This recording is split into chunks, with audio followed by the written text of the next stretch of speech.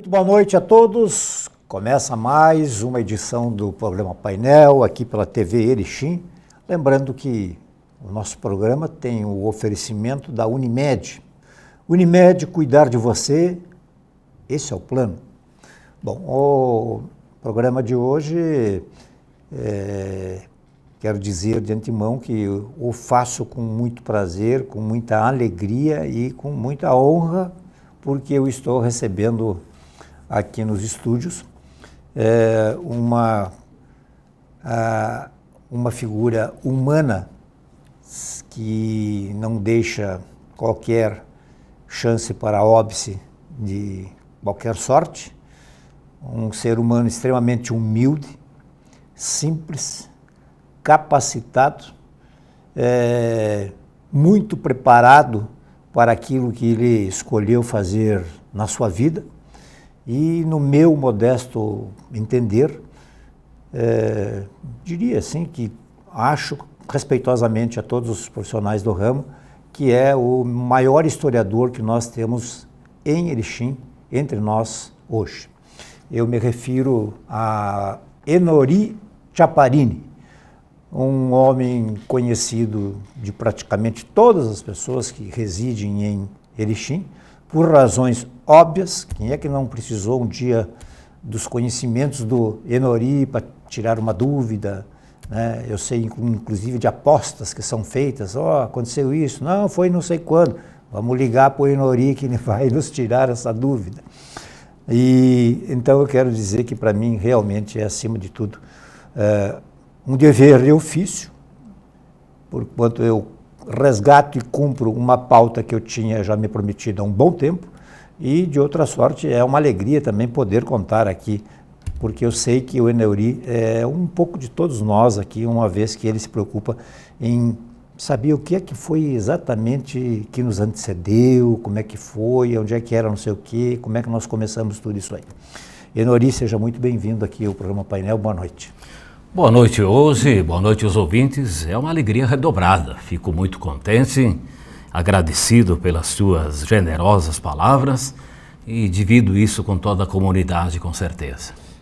Bom, pesquisador, professor, músico, radialista,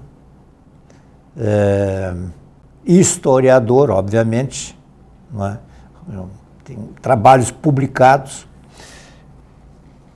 De onde o Enori veio? Eu sempre achei que tu nasceste em Erechim. Não sei se procede, mas eu andei vendo alguma coisa com relação a Gaurama. Como é que foi essa história? Bom, na verdade, eu nasci 10 anos depois do lançamento da bomba atômica sobre o Japão, né? 1955, na linha 5, secção Lúcia Rosa, em virtude da colonizadora Lúcia Rosa, no município de Gaurama. Então o meu avô, procedente de Garibaldi, ele chegou em Erechim de trem, foi pelos trilhos, porque nós não tínhamos estradas de rodagem, em 1918, e se instalou como pequeno agricultor na linha 5, secção Lúcia Rosa. E aí começou uma vida de lutas, como todos os colonizadores, derrubar a mata, plantar a semente, torcer para que o tempo colaborasse, todas as vicissitudes, inclusive a federalista, a Revolução de 23, entre Chimangos e Maragatos, foi um período terrível em toda a região do Alto Uruguai. Mas o meu avô, apesar de ter chegado com as mãos abanando, ele conseguiu, vamos dizer assim, vencer na vida e legar para o meu pai uma certa dignidade. Então a minha vida de menino ainda foi ligada ao campo, uma vontade muito grande de ser músico e apreciar as bandas, e tudo aquilo me motivou a aprender violão, porque era muito forte a Jovem Guarda na região do Alto Uruguai. Mesmo em Erechim, vejam que o The Crazy Boys é uma metáfora, né? É um mini-mundo dos meninos de Liverpool. Eu fui contagiado com todo esse ambiente, então a minha fase de estudante, não digo que eu tenha sido um bom aluno, um excelente aluno, porque a música realmente mexia demais comigo. Muitas vezes eu me excedia na própria aula, ficava cantarolando Isso é uma coisa muito forte em mim. Mas chegou um momento que nós montamos uma banda. Montamos uma banda entre o distrito de Baliza e o município de Gaurama. Na verdade, a linha 5 fica no meio dos dois. Então eu tinha ônibus para me deslocar para Erechim, para Gaurama. Meu pai comprou uma caminhonetinha lá quando eu tinha uns 12 aninhos, mas uma vida de trabalho, fundamentalmente de trabalho, de lutas, de alimentar os sonhos, né? Alimentei os sonhos de ser um músico de baile.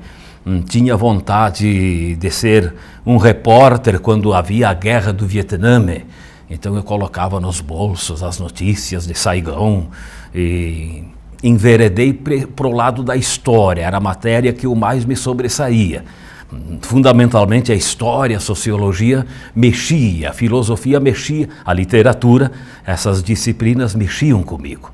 Mas dentro daquele nosso mundo limitado, de lavoureiro, ajudando meu pai, pequenos proprietários católicos dedicados ao trabalho, acreditávamos realmente que o trabalho era uma forma de redenção e isso está no nosso DNA dos colonizadores. Em 78 eu fui fazer vestibular no Centro de Ensino Superior de Erechim para estudos sociais, né? Aí começa a mudar um pouco a minha vida.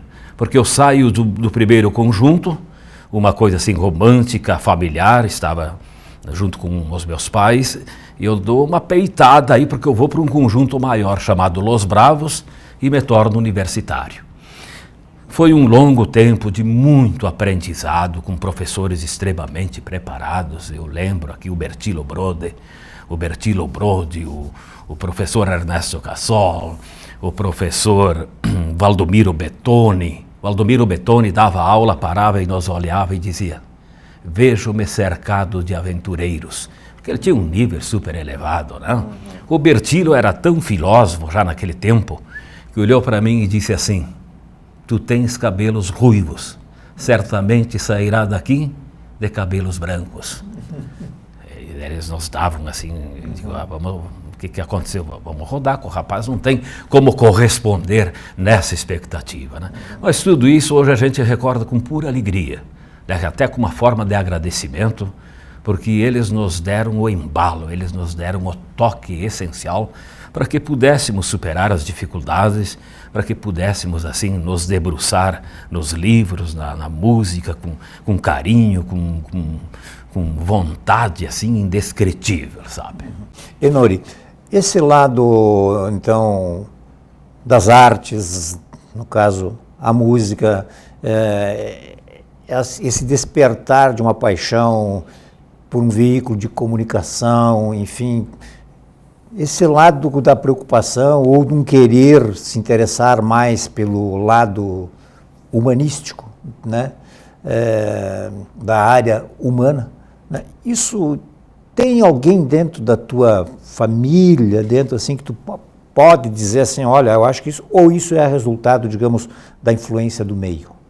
Influência do meio, tem uma grande influência do meio, tem a genética. Realmente eu tenho os 4 troncos que eu sempre me refiro. Família Chaparini era de acordar às 4 da manhã e deitar às 8 da noite. Gente que nasceu para trabalhar. Realmente o trabalho era assim uma forma de redenção. Eles acreditavam que isso sim é que constituiria um homem daquele tempo histórico, dentro dos seus compromissos, enfim, o trabalho era o fundamental. Família Sakomori, que é minha avó materna, paterna, a mãe do meu pai, eles eram, um deles era correspondente do jornal Correio Rio-Grandense. Era dado a leituras embaixo da árvore, lendo, estava sempre atento, sempre por dentro das notícias. Família Mores, pessoas que na agricultura eles nunca tiveram aquele dom, como a gente diz, né? Mas no comércio, sim. Era a melhor letra que tinha lá no caderno do professor Bogoni, Ernesto Bogoni, professor do meu pai. Então, família Mores, família Sakomori, a família Tonin, eles realmente assim tinham, além da agricultura, uma vocação para o comércio, para as letras, para a leitura. Então só a família Chiapparini, digamos assim, que realmente assim eram fissurados por trabalho. O nome deles era trabalho, trabalhar, porque da maneira como o meu avô aqui chegou, realmente só tinha uma saída: trabalhar, ter paciência, ser estoico, aceitar esse tipo de vida, as terras novas do Alto Uruguai. Eles vieram de Garibaldi, e aqui era uma forma de fazer o pé de meia daquele tempo, e realmente, através do trabalho, o meu avô conseguiu se superar, conseguiu comprar várias colônias. Ele comprou uma colônia para cada filho, eram 5 filhos. Ele dividiu uma colônia para as filhas também e ficou com uma colônia para ele. Então, durante esses 60, 70 anos, ele conseguiu se capitalizar praticamente do nada. E, é claro, ele virou, digamos assim, ele colocou invernadas, quase que vira comerciante. Ele não virou comerciante porque ele tinha medo de dirigir, tinha medo de caminhão, porque ele estava traumatizado com um caso lá na Terra Velha. A nossa vida também é experiência e frutos dos nossos traumas, também dos nossos medos, dos nossos bloqueios, né? Mas fundamentalmente assim, eu tive um ambiente assim, meu pai me deu liberdade de eu bem cedo ser músico de baile, que não era fácil no meu tempo. Eu tenho que agradecer realmente a minha família por ter me deixado tocar, eu era de menor ainda, né? E aí também no palco eu aprendi coisas que em faculdade alguma eu aprendi, vendo os casais dançando, e às vezes sou parado na rua e dizem: professor, aqui está a minha filha, esta é a minha esposa, nos conhecemos num baile que você tocou lá na Vaca Morta. É claro que o músico não vai lembrar de todos os fatos, né? Mas isso é altamente dignificante, porque eu comecei a pensar hoje e descobri que nós músicos temos um enorme papel social, bonito, dignificante. Nós temos uma missão assim com bastante plenitude, com bastante dignidade no que tange, digamos, a fazer as pessoas felizes. E até encaminhar um namoro, encaminhar um noivado e até encaminhar um casamento. Então, como músico, eu aprendi muito no palco, aprendi com as pessoas, aprendi que a alegria e o lazer são partes importantíssimos da nossa vida, porque senão a nossa vida vira uma rotina viciosa e isso prejudica extremamente a saúde. Altamente salutar o baile, a surpresa, aqueles ritos que a gente fazia lá na década de 50 com as avós. Temos que retomar todos esses valores, porque realmente quem canta os seus males espanta, com certeza hoje. Até quando foi essa tua militância, digamos assim, bom, dentro dos salões e palcos, sim, enfim? Meu pai me comprou um violão ali por 72, 73 na Casa Esmeralda. Aí veio toda uma luta como aprender. Passado aquela alegria inicial, aí um vizinho chamado Orlando Rommel, tenho uma dívida de gratidão com ele, porque já está com 92 anos de idade, reside em linha 5 Gaurama, agora já não consegue mais tocar o bandoneão. A partir daí, 2 anos depois, a gente monta o Som Livre, aí no distrito de Baliza, que dura 5 anos, quase 5 anos. Bonito o nome. Som Livre. Nós tocamos muito baile de estudantes. Para época, assim. E eu vivia assim, naquela alegria de acompanhar a Jovem Guarda, Beatle, mesmo outros grupos. Meu primo e eu assinávamos uma revista, até da vida profissional do músico. Então fomos tendo uma dimensão do que é ser músico aqui e na capital. Quando eu entrei para a universidade, daí eu vou ser músico no conjunto Los Bravos. Um pouco antes de me formar, quando o caldo esquentou, o caldo engrossou, tive que defender o tal de TCC, que no tempo chamavam monografia. Aí eu me ausentei, eu parei um pouquinho e me formei. Aí veio a vontade de tocar de novo. Na verdade, eu nunca me acostumei fora da música. Uma época eu abandonei a música, entretanto ela nunca me abandonou. Fizemos um pacto de boa convivência. Quando eu posso, quando eu tenho mais tempo, quando eu tenho condições, eu ainda toco nos bares da cidade, com os amigos. Agora tenho uma parceria com o músico Casarim, que já está aposentado dos grandes palcos. Mas assim a gente exercita, assim, na medida do possível. Sim. Toquei no Casa das Máquinas, tocamos um carnaval no Clube do Comércio. Vamos dizer que somado mais ou menos uns 25 anos. Paradas, voltas e voltas, paradas, aquela coisa assim que eu nunca me acostumei, na verdade, fora daquele clima de alegria com os amigos, numa pista de dança, mas tocar, mas eu sou um péssimo dançarino, viu? Geralmente o músico dança mal.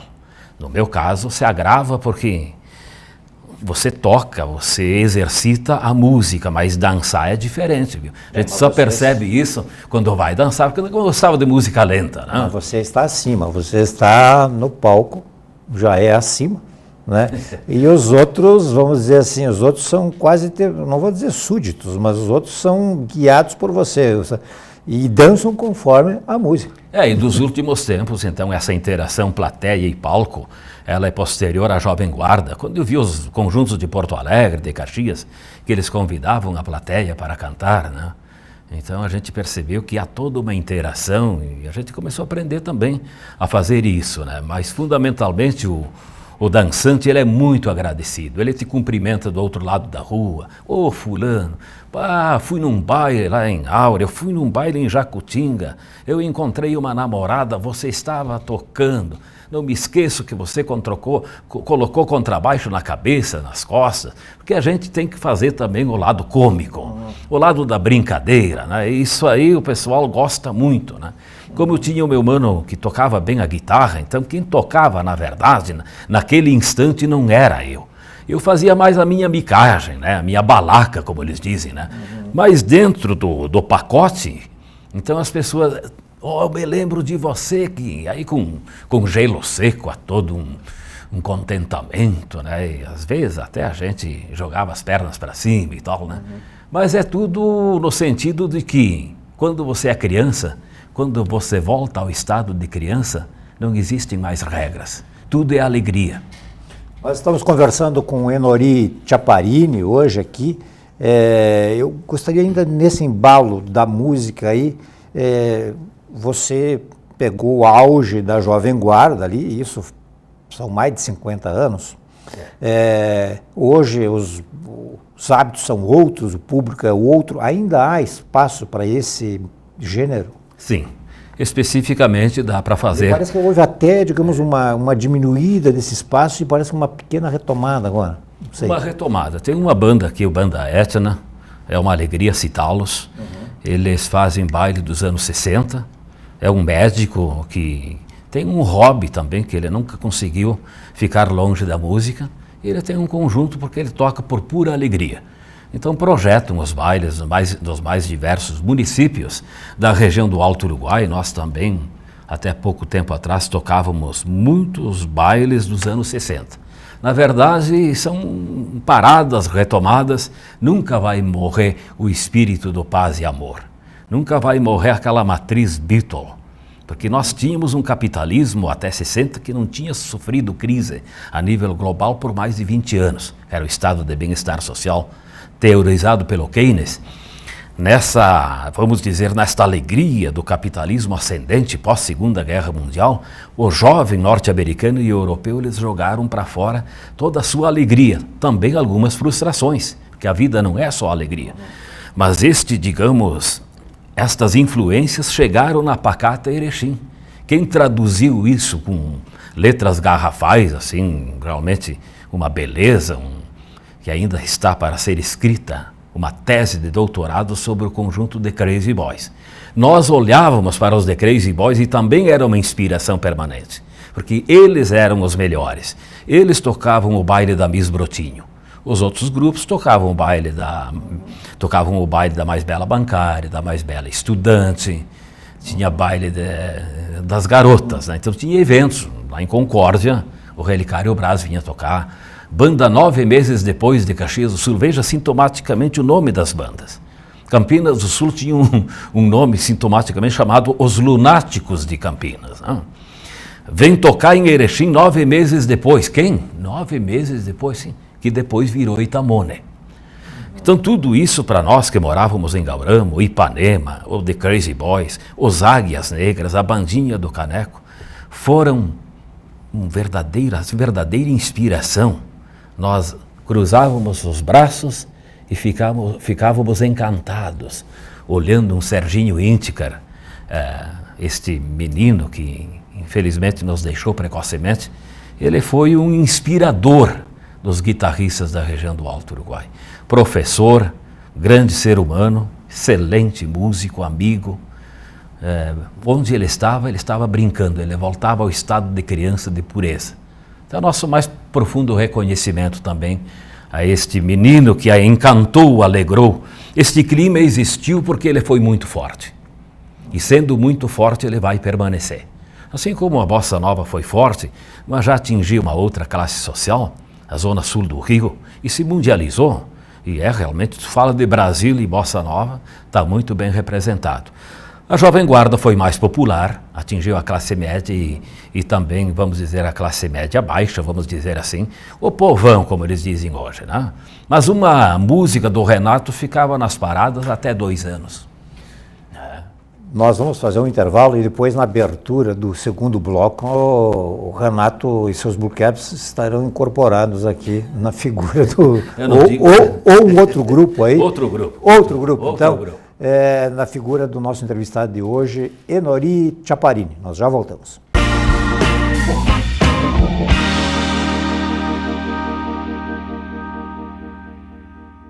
Próxima, humana e especialista. Somos uma cooperativa de médicos que cuida das pessoas. Mais do que conhecimento para curar, temos comprometimento com a vida, com as pessoas e com o mundo. Acreditamos que somar forças é a melhor forma de proporcionar o cuidado. Construímos um complexo de saúde, parcerias e uma sólida trajetória. Um verdadeiro legado coletivo, porque somos uma união de médicos. Somos serviços de prevenção, promoção e assistência à saúde. Somos laboratório de análises clínicas. Somos centro de diagnóstico por imagem. Somos clínica de fisioterapia. Somos medicina preventiva. Somos saúde ocupacional. Somos farmácias. Somos Hospital Unimed. Uma casa de saúde que investe nos mais eficientes mecanismos de gestão para garantir o melhor cuidado. Somos o Centro de Qualidade de Vida Unimed, que materializa o desejo de uma vida com qualidade e segurança. Fazemos o melhor, porque nascemos e nos unimos para fazer isso.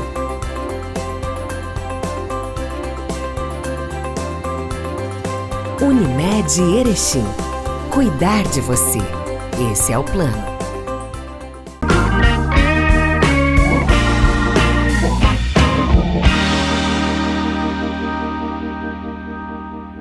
Muito bem, estamos retomando o nosso painel de hoje em nome de Unimed Erechim. Unimed, cuidar de você, esse é o plano. E recebendo prazerosamente aqui o historiador, o radialista, o comunicador, o pesquisador, o professor, o escritor, o músico Enori Chaparini.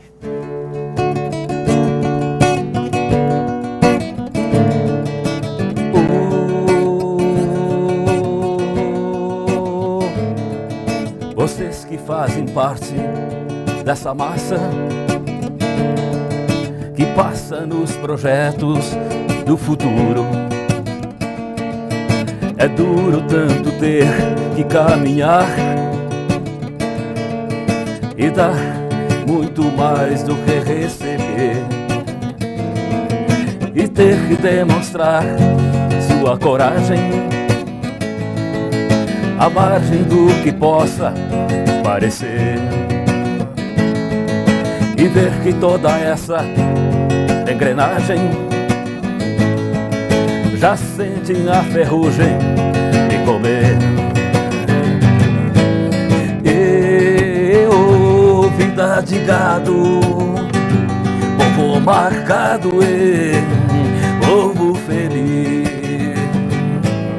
Eu, vida de gado, povo marcado e povo feliz. Lá fora faz o tempo confortável,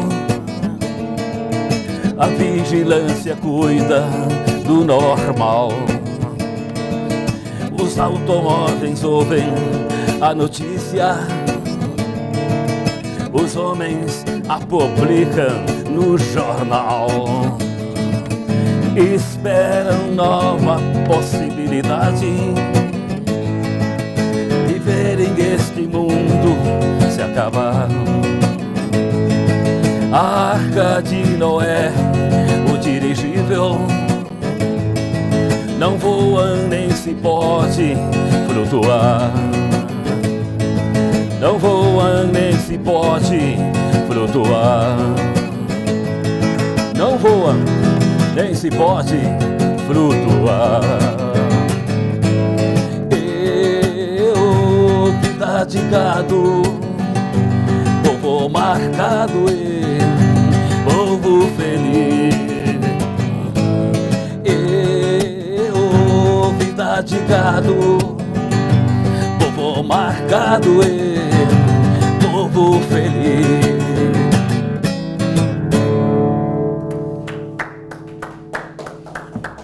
Estamos em dois aqui para aplaudir, mas faça de conta que tem uma plateia enorme aqui, porque essa música aí a gente cortou aí, né? A gente cortou, só fez. Sim. Ela é longa, então a gente sim, pegou mas a parte final aí, né? Essa vida de gato me parece que na ainda... verdade, o condicionamento, a alienação da própria sociedade, eu acho que o Zé Ramalho é um grande brasileiro. Ele nos dá uma dignidade enorme na música, continua na ativa, ele chegou a se apresentar em Aratiba, andou por aqui, né? Eu acho que ele não fez um show ainda em Erechim, mas cá entre nós, o homem que realmente tem um poder criativo e questiona as estruturas sociais iníquas, injustas e massificadas, este homem merece assim os nossos maiores encômios, maiores elogios, né? Com certeza. Bom, vamos falar um pouquinho do Enori historiador. Como é que se deu essa transição? Na verdade, é tudo junto, tudo simultâneo. Eu dividia o músico, o estudante. Realmente eu estava me formando na curta, que era desdobrada em curta e plena. Veio o convite, uma coisa que eu jamais esperava, veio o convite pelo prefeito Eloy Zanella, secretário Ilídio Escaranto, que eles estavam selecionando meninos que tivessem notas acima de 8, para que essa galera fosse a Porto Alegre se instrumentalizar no Arquivo Histórico do Rio Grande do Sul. Aí o meu colega, pela exigência de ter que ficar em Porto Alegre um mês, ele acabou desistindo. Como eu sentia que no mundo musical ia se afunilando, veio a crise de 73, 79, onde o preço do barril quintuplicou, a música também sentiu naquela oportunidade, e o lazer sente sempre. Eu percebi que ser só músico era um risco muito grande. Era realmente assim um risco ter que sobreviver. E tentei associar. Perguntei para o meu pai, embora naquele instante a minha cabeça era música 24 horas por dia. Meu pai me deu todo o apoio. A prefeitura me encaminhou para Porto Alegre, eu fui, fiquei lá um mês, peguei um hotel bem humilde para que as diárias pudessem me deixar o máximo do tempo lá no Arquivo Histórico do Rio Grande do Sul. Lembro-me como se fosse hoje, no dia 14 de julho de 1980, um táxi me deixou, na André Puente 318. A minha querida professora Eni Barbosa, historiógrafa, já com cursos no exterior, a Denise Zulo Castro, o diretor do arquivo já recém tinha voltado de Lisboa, onde pesquisou na Torre do Tombo, quer dizer, todos especialistas. Aí chega um menino, músico, final da universidade da curta, me receberam super bem, me mostraram toda a documentação da colônia Erechim, é aqui que você vai, aqui vai ser teu campo de trabalho, e com muito esforço. Eles perceberam que eu era verde, mas que eu tinha uma boa vontade, que eu tinha uma coragem extraordinária. Eu não sei se era uma coragem, uma certa inconsequência também. Quando você é jovem, como a gente não tem a experiência, ele se supera em coragem, em determinação, em vontade. E assim foi foi a minha história em Porto Alegre. Me desejaram a maior sorte do mundo quando me despedi 30 dias depois. Então eu aprendi como classificar as grandes procedências, como classificar a documentação histórica. Em agosto de 1980, com o professor Elídio Scaranto, com o professor Paludo, com o professor Cassol, que eram os meus anjinhos da guarda, e com o historiador Juarez Miguel e Lafonte. Essas 4 pessoas, claro, com todo o apoio do poder público, do senhor prefeito municipal Eloy João Zanella, que me deram, assim, uma força extraordinária, onde eu me muni de muita coragem e digo, assim, que esse projeto, sim, hoje foi a maior aventura da minha vida, que eu me larguei de corpo e alma. Nos primeiros 10 anos eu trabalhei como uma formiguinha em silêncio. Eu tinha que montar o arquivo, eu tinha que mostrar para a comunidade que Erechim tinha um arquivo, e também para os meus superiores eu tinha que corresponder. Então, a montagem do Arquivo Histórico Municipal, mas através do Ilafonte, através do professor Cassol, através da própria comunidade que sempre doava e era receptivo. E não posso esquecer aqui o papel da imprensa. A imprensa, sim, uma colaboração, tanto é que em 82, o jornalista Ode e um outro jornalista escreveram num jornal novo painel: Arquivo Histórico é uma realidade. 2 páginas salientes, 2 páginas bonitas, assim, a primeira reportagem do Arquivo Histórico Municipal. Eu tenho uma dívida eterna de gratidão contigo, Ode, pela tua grandeza de jogar 2 páginas, geralmente vem uma notinha, hein? Mas 2 páginas assim, já em 82, Arquivo Histórico de Erechim é realidade. Então a gente desenvolveu a parte oral, documental, primeiro documental, depois fotográfica. Um dia o Eloy me encontrou na rua e disse: Chaparini, eu acho que você pode montar o arquivo oral. Munido de um gravadorzinho debaixo do braço, rua por rua, eu ia buscar os que tinham 80, 90, 100 anos, os pioneiros, muitos deles vivos no ano de 1980. Então eu vamos calcular desses quase 40 anos, umas 400 pessoas idosas. Gelsumina Carrara. Idosas na época, na década de 80. Hoje nós não temos, todos eles já faleceram, né? Sim. Mas deixaram, digamos, um legado precioso para o historiador, para colegas meus que defenderam teses de doutorado, teses de mestrado daqui de Porto Alegre e de outros lugares. Documentação de valor histórico inestimável, porque a história oral passa a contar de 80 em diante como um recurso historiográfico de validade. Antigamente, na década de 50, era documento aquilo que tinha assinatura do governador, do prefeito, da autoridade constituída. Hoje, uma receita de uma dona de casa de 20 anos, quando começou a comprar, 40 anos, quando começou a comprar no Sondinha, é um documento histórico de valor inestimável, porque muitos produtos foram substituídos. Então, nós hoje temos, assim, conceito de documentos bem amplo, né? Até um recibo de uma multa é um documento histórico. É importante a gente se ater como a história é importante se ela ficar registrada. Do rádio, a gente não tem muita história porque as palavras se perdem no ar. Então, nós tivemos aqui excelentes radialistas. Se você não quer que a Erechim noticie, não deixe as coisas acontecerem. Esses bordões, gente nossa, gente da terra. Desculpe só me intrometer nessa história toda. Eu me lembro que na década de 90, o final dos anos 80, numa passagem na rádio Erechim, ajudando ali, trabalhando em conjunto com o seu Tramontini na cobertura de eleições, eu fazendo por um veículo de comunicação lá de Porto Alegre, e nós juntos, e eu me lembro que eu encontrei um rolo de fita, daqueles rolos antigos, né? E ali foi a única lembrança da narração de um gol, né? De um gol com a voz do Tramontini. Bonito. Né? Que viria a usar até depois, num escrito meu recente, né? A descrição de como é que ele narrou aquele gol, né? Até porque os dois jogadores era Teio e Taco, né? E eles...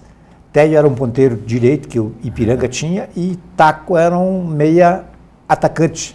E eles fizeram uma tabela e o Tramontini, com a sua criatividade, né, ao invés de dizer Teio para Taco, Taco para Teio, ele só dizia o nome. Teio, Taco, Taco, Teio, Teco. Ficou uma coisa interessante, engraçada. E hoje, né? O documento... E muito, acho que realista, porque foi o que aconteceu, culminando com o gol. Agora, eu lamento muito, assim, que eu acho, não sei como é que está hoje, mas até os anos 2000 e pouco, eu não me lembro, assim, da gente ter no rádio narrações esportivas guardadas, assim, de gols e tal, como os grandes veículos de comunicação lá de Porto Alegre tem, né? Veja, por exemplo, hoje que o show do Roberto Carlos, feito em 27 de agosto, hoje é 27 de agosto de 1972, ninguém mais sabe onde se encontra, porque o Berro d'Água, o Banco do Brasil e a Rádio Difusão, eles promoveram o evento. O evento foi transmitido. Eu escutei, né? Fiquei lá, claro. Lá no município, no interior do município de Gaurão, e muitas vezes eles reprisaram, foi ao ar e até hoje não sei onde é que foi guardado. Mas em compensação existe uma fita que está com o Santa Maria e mais o professor Gleison, da apresentação da Orquestra de Concertos de Erechim no Cinema Apolo, hoje o Ponto Frio.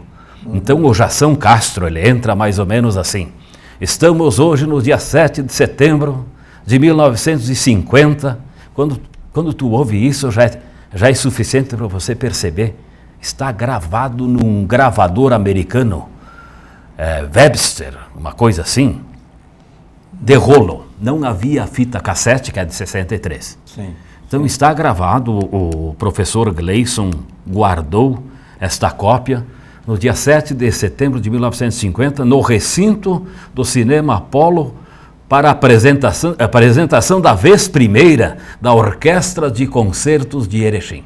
Está lá, voz viva, uma coisa emocionante, a gente se emociona ouvindo isso, porque 50 para 2019 já vai um eito, né? Já vai para quase 70 anos. Não? Então a história ela é fantástica hoje na medida em que ela pode te ensinar a você melhorar o teu legado. O Augusto Conte dizia que aquilo que o teu pai fez, ele não é um produto acabado, mas você pode melhorar esse legado, você pode reformar, você pode moldar novas formas de vida e aperfeiçoar o legado histórico. Então o historiador, como um médico, ele tem um dever profundo de falar a verdade histórica, ele tem um compromisso com a verdade, assim como o médico tem um compromisso com a vida, de fazer o máximo de esforço para aproximar o máximo possível a verdade. É possível resgatar toda a história não. Por isso muitos escrevem outros livros e outros sobre o mesmo assunto, tem 100, tem 200, tem 500 e ainda não conseguiram captar toda a história.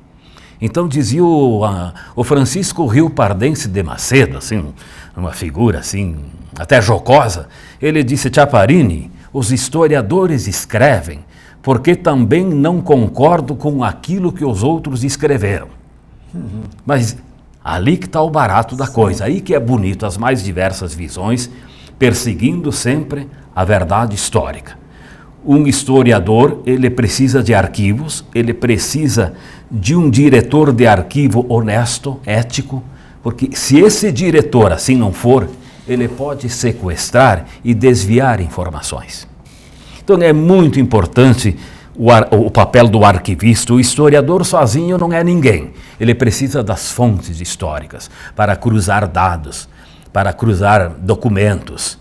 Então, o nosso papel de historiador é sempre estar fiel à verdade, não inventar e não mentir. Ele tem que cumprir o seu compromisso, assim como o arquiteto que vê a sua construção, que não vai lá dar problema, vai cair a casa, o médico com a vida, o historiador com o fato histórico, para ter esse respeito com a sociedade. Todo profissional tem que dar uma resposta para a sociedade. Ela é um agente de democracia, um agente de elevar os padrões de vivência, de conhecimento e de vivência mesmo entre todos os segmentos da sociedade. É uma responsabilidade muito grande realmente ser historiador, porque ele não pode lidar com a ficção, ele não pode inventar dados, ele tem que ter prova dos fatos. Lembrando também que Enori Chaparini é membro da Academia Erechinense de Letras. Eu já ia cometendo aqui uma gafe por esquecimento, né? E ainda bem que a minha memória aqui me socorreu em tempo. Vamos fazer o nosso último intervalo do programa e já voltamos com mais Enori Chaparini.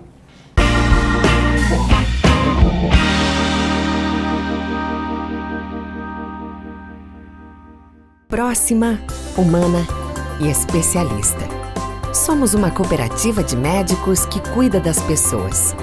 Mais do que conhecimento para curar, temos comprometimento com a vida, com as pessoas e com o mundo. Acreditamos que somar forças é a melhor forma de proporcionar o cuidado.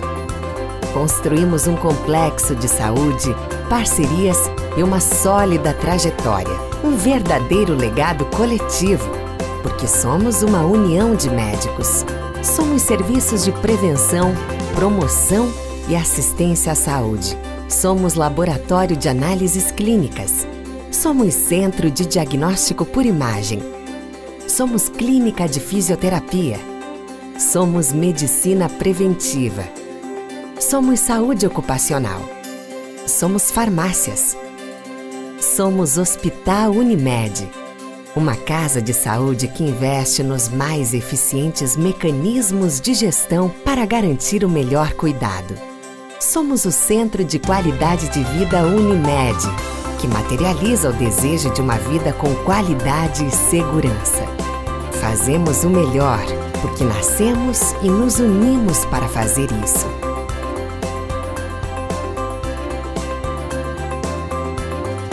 Unimed Erechim. Cuidar de você. Esse é o plano.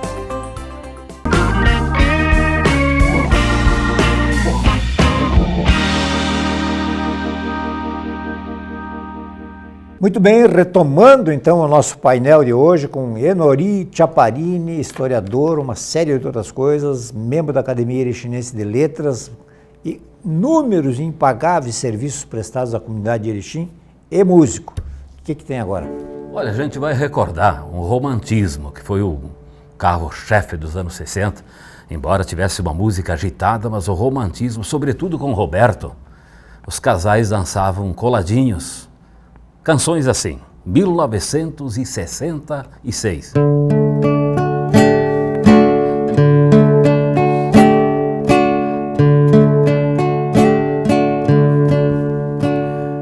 Olha aqui, preste atenção, essa é a nossa canção. Vou cantá-la seja onde for, para nunca esquecer o nosso amor, nosso amor.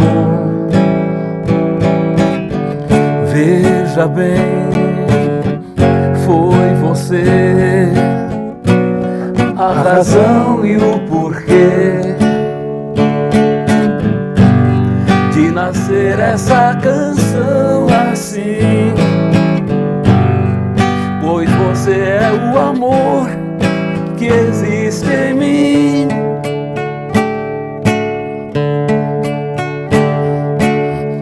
Você partiu e me deixou, nunca mais você voltou pra me tirar da solidão.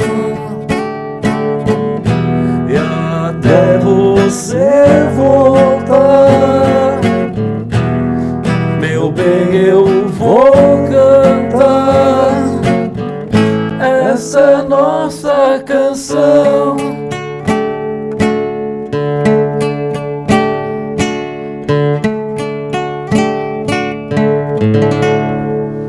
Muito bem, já faz tempo isso aí, né? Hoje em dia, o que se toca hoje em dia?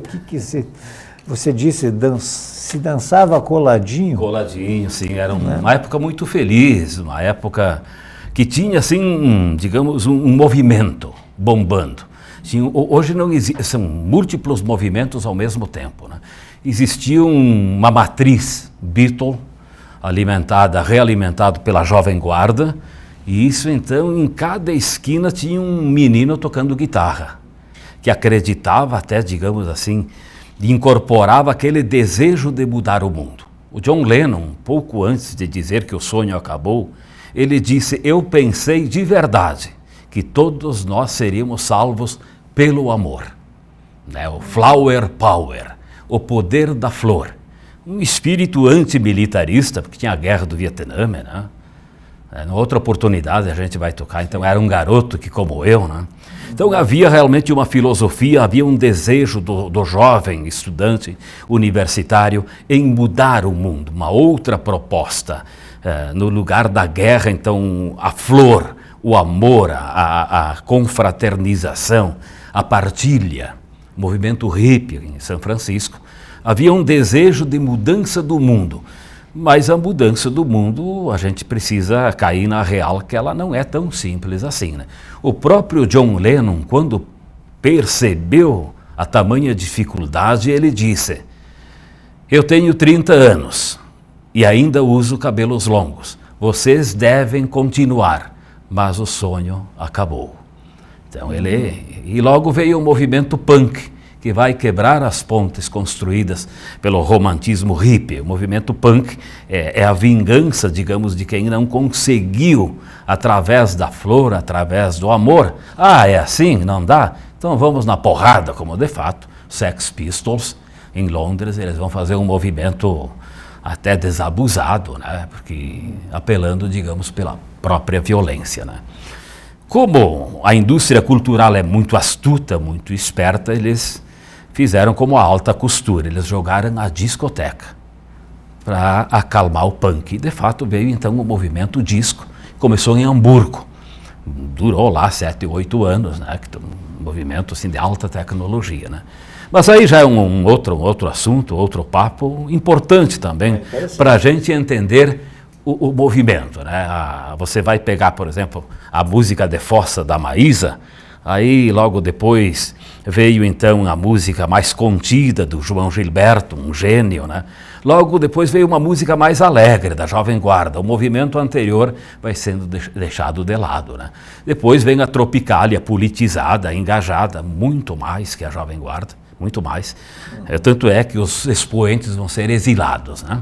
Gil, Chico, Caetano Veloso, né, que escrevia, que era compositor para o Roberto também, né? Elis Regina, acho que fazia parte desse grupo. Também fazia parte, então é bem mais complexo, que eram combatidos, né?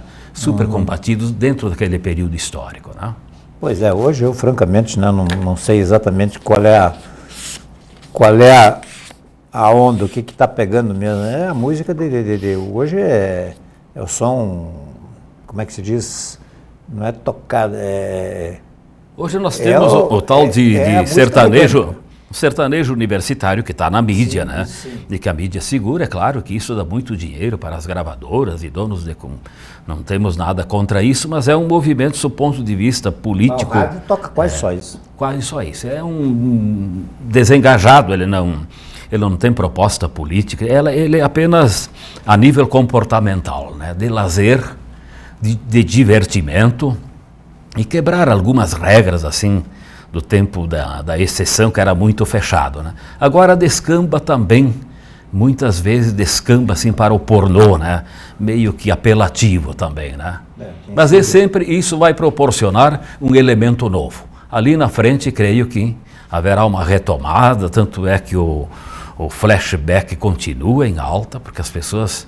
A história ela é dialética, quer dizer, a resposta do próximo movimento está dentro do próprio presente. O próprio presente está a resposta para o futuro. Chaparin, vamos voltar um pouquinho e falar sobre a questão do arquivo histórico, do museu. Você falou que ouviu cerca de 400 pessoas quase, ou cerca de, recolhendo depoimentos, enfim, né, e isso lá na década de 1980.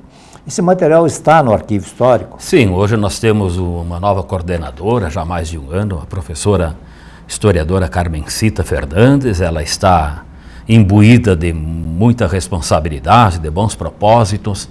Converso com ela praticamente todas as semanas.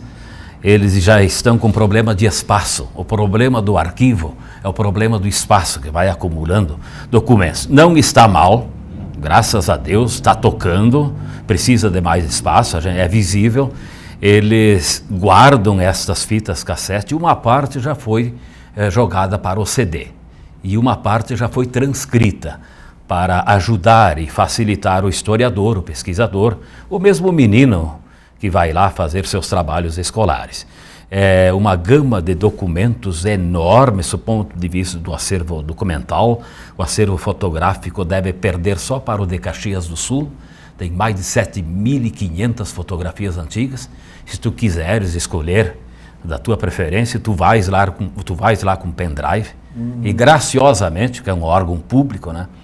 Então é o grande trabalho de cidadania, de civismo. No andar superior, isso? No primeiro piso. Tem a biblioteca de um lado, do outro lado. É a Coronel Pedro Pinto de Souza, número 100. Sim, não, mas eu tenho ido sim, lá. O acervo está no segundo piso. Isso. Então o jornalista tem acesso. Tem coisa ali no térreo, sim, mas o material todo está lá em cima. O básico, o grande. Sim, sim. Tem inclusive uma doação feita pela família Castro. Nos doou o Diário de Notícias de Porto Alegre, que só tem 2 coleções guardadas em Porto Alegre. Uma está aqui em Erechim. Ele me cedeu isso quando eu era diretor do arquivo em 1989, há 30 anos, né?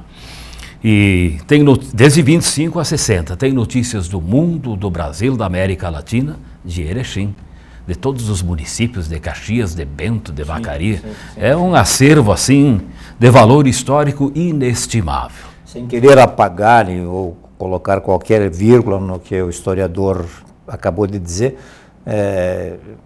e não foi exatamente isso que ele disse, mas se alguém entendeu, o problema não é o arquivo histórico. O arquivo histórico é a solução, né? O problema é dos governos, enfim, a encontrarem um espaço bem maior para abrigar o que Erechim já dispõe hoje em dia. E de preferência, sem falar em museu. E de preferência hoje que seja prédio próprio, porque nós não temos nem a biblioteca, que com mais de 70 anos ainda não tem o prédio próprio, né? Seria, assim, muito importante no futuro. Eu tenho um sonho ainda de ver o prédio da prefeitura como um centro cultural do museu, do arquivo, da biblioteca. É um sonho meu. Tenho 39 anos de trajetória, mas a gente também tem que sonhar, tem que acreditar. Quem sabe um dia o centro administrativo possa abrigar todas as secretarias. Nós teríamos um enorme cartão de visita para quem vier de Caxias, de Porto Alegre. O prédio da prefeitura já é um arquivo, já é um museu a céu aberto. Então existe.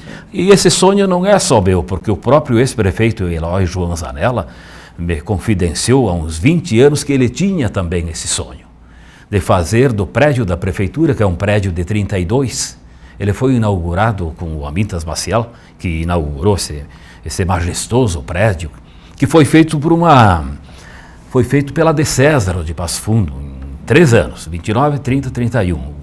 O Atilano Machado é que começou o prédio, quem o inaugurou foi o Amintas Maciel. Ali seria, digamos assim, de bom tamanho, seria uma dignidade a toda a prova, arquivo, biblioteca e museu. E os governantes, claro, e ali tem espaço. A gente precisa admitir, é preciso reconhecer que ainda nós precisamos de um museu. E nós temos o melhor museu da região do Alto Uruguai, não é porque eu sou de Gaurama, mas o Museu de Gaurama hoje, digamos, é o top de linha. Quem quiser montar um museu deve necessariamente passar por Gaurama, né? Ele está muito digno, muito bonito, e nós temos condições de fazer um museu digno, um museu que contemple principalmente o nosso centenário, né? Sem dúvida. Então, o arquivo precisa de espaço, mais funcionários. É preciso assim que os governos se convençam cada vez mais de que um investimento no arquivo não é despesa. A biblioteca tem mais de 35 mil volumes. Tu podes fazer a carteirinha, ler. Tu tens à disposição 35 mil obras, sem pagar absolutamente nada. É público, é digno. Um ato de civismo. Erechim não está mal. Temos que continuar aperfeiçoando, modernizando e investindo também, né? Os governantes precisam realmente, porque Erechim, afinal de contas, é uma cidade centenária, elegante, bonita, projetada, que deixa encantado o forasteiro. Eu tenho acompanhado caravanas de Belo Horizonte, de Recife, que estando na Praça da Bandeira, se emocionaram e disseram: eu me vejo em Belo Horizonte. Isto aqui é uma miniatura de Belo Horizonte. Isso valoriza a nossa história e também nos deixa super conhecidos, né? Isso é renda, é prestígio, isto é movimentação, valorização da cultura, do estudante, reconhecimento. Ok, certamente vai aparecer alguém aí um dia para dar continuidade a essas necessidades que vêm sendo supridas dentro do possível aí, mas que o Enori lembra muito bem. Eu quero agradecer, dizer que realmente eu e todos que estão em casa estamos muito agradecidos pela tua pré-aula, dá para você dizer, porque eu vou te convidar mais vezes para a gente continuar aprendendo um pouco mais sobre a nossa terra. Muito obrigado, Enori, pela entrevista aí. Obrigado, Ose. Eu tenho profundo carinho pelo teu trabalho, sou teu fã. Reconheço que tu tens uma trajetória parecida da minha. Jornalista também, ele tem que se socorrer da história. E realmente, te agradeço pela generosidade, pela grande força, pela valorização que tu sempre deste à história, ao arquivo e pessoalmente a mim. Muito obrigado. Boa noite a todos aí de casa e até uma próxima.